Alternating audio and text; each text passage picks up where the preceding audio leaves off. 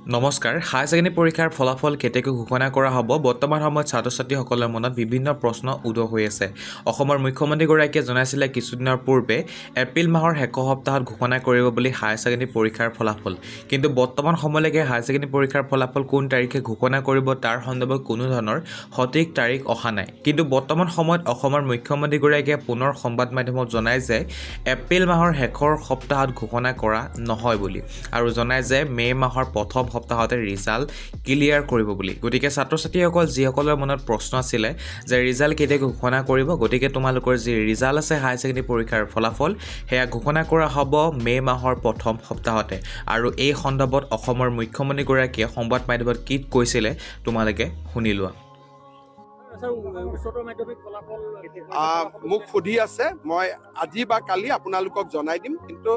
এই মাহৰ শেষৰ ফালে দিয়া কথা আছিলে হয়তো ফাৰ্ষ্ট উইকত ক্লিয়াৰ হৈ যাব কিন্তু একজেক্ট ডেটটো মই আপোনালোকক আজি বা কালি জনাই দিম